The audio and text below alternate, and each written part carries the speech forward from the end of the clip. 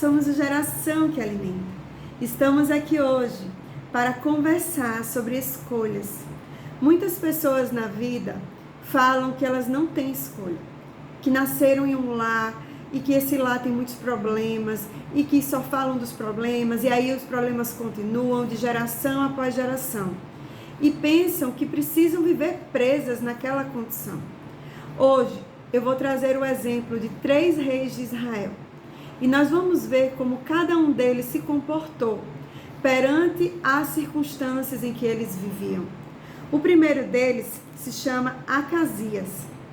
E ele foi rei e tinha pais que faziam coisas más aos olhos do Senhor. Pais que cultuavam outros deuses, se envolviam com prostituição, com bebedeiras, feitiçarias, com coisas que não agradavam a Deus.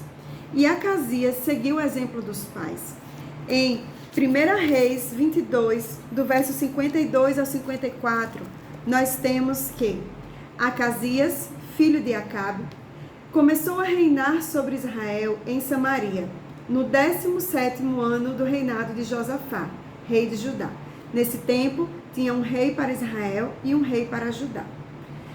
Acasias fez o que era mal aos olhos do Senhor, pois andou nos caminhos de seu pai, bem como nos caminhos de sua mãe, e nos caminhos de Jeroboão, filho de Nebate, que levou Israel a pecar. Ele serviu a Baal e o adorou, como seu pai havia feito antes dele, provocando o Senhor, Deus de Israel, a ira.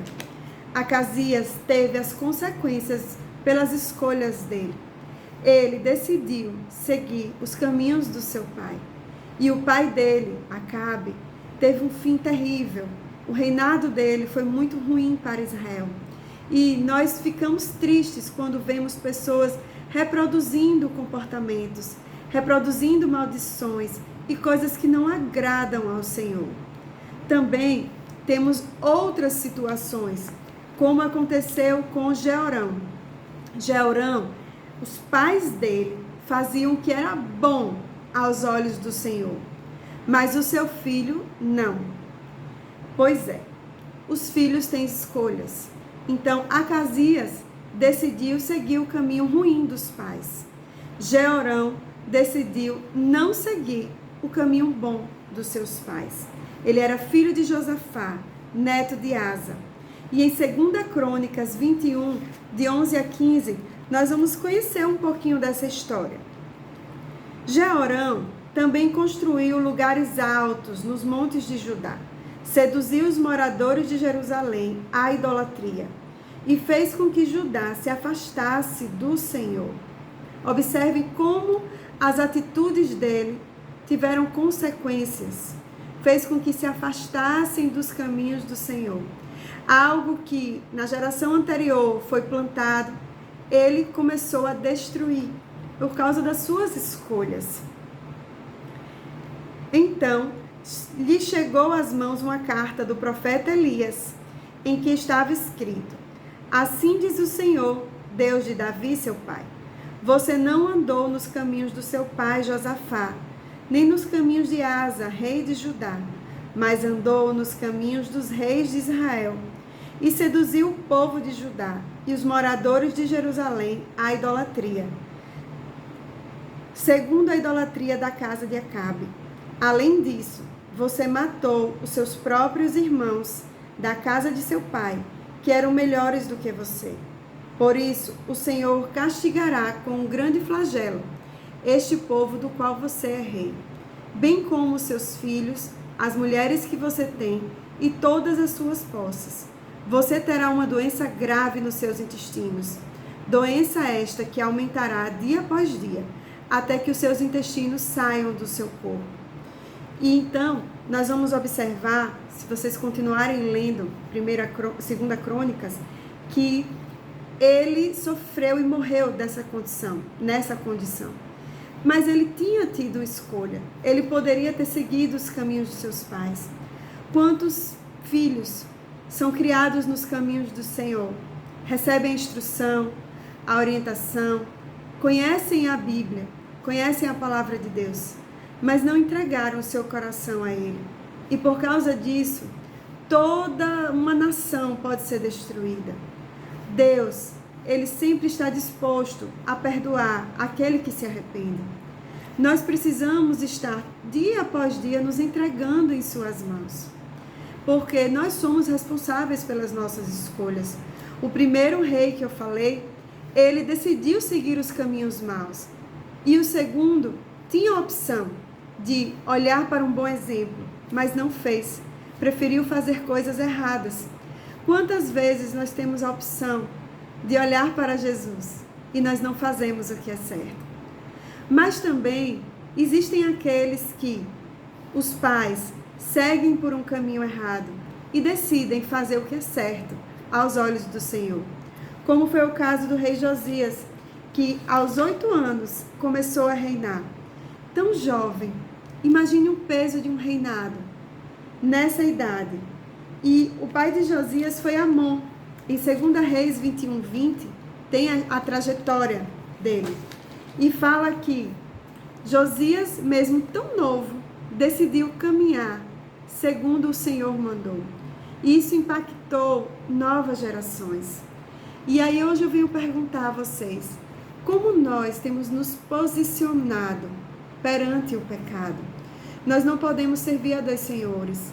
Nós não podemos andar como ovelhas que não têm pastor.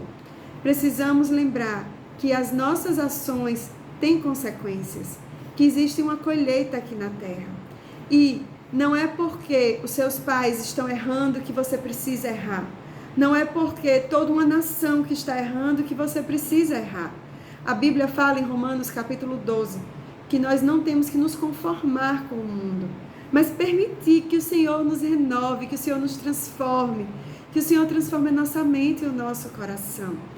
Quando nós confessamos Jesus com a nossa boca e cremos que Ele é Senhor, primeiro passo, nós colocamos a nossa vida nas mãos dEle e cremos com o nosso coração que Ele ressuscitou dentre os mortos, nós somos salvos.